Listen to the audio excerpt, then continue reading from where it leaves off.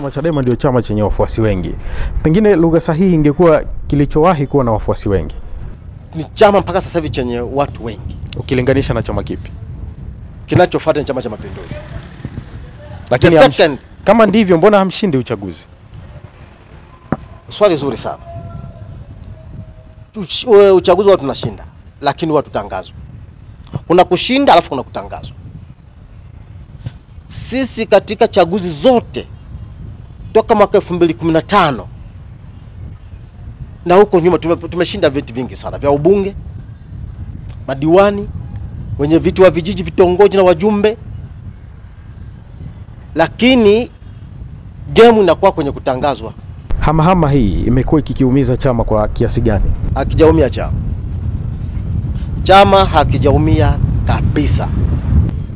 Chadema hii sisi watu tunatangaza tu, tutakuwa na mkutano wa hadhara ambao tutaenda kutoa sera zetu kwa wananchi.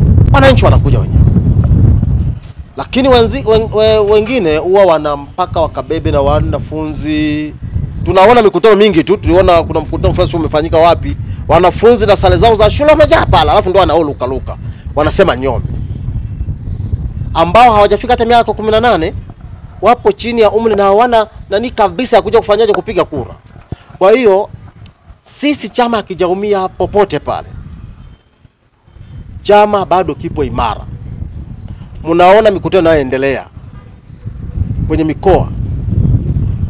Nyinyi mnapata sura gani? Kwamba chama kimeumia au bado chama kinaonekana?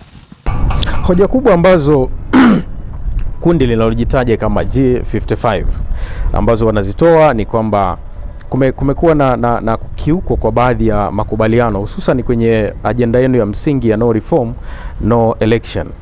Ni kitu gani hasa ambacho mlikubaliana na kwenye vikao vyenu mpaka mkatoka na hiyo ajenda ya no reform no election, ambayo sasa hivi G55 wanasema kwamba ni kinyume na inatekelezwa kinyume na makubaliano ambayo mlikuwa mmeyaweka? Wao wanaosema inatekelezwa kinyume na makubaliano wangekuja na makubaliano yalivyokuwa. Bila shaka wanasema ajenda haikuwa kuzuia uchaguzi.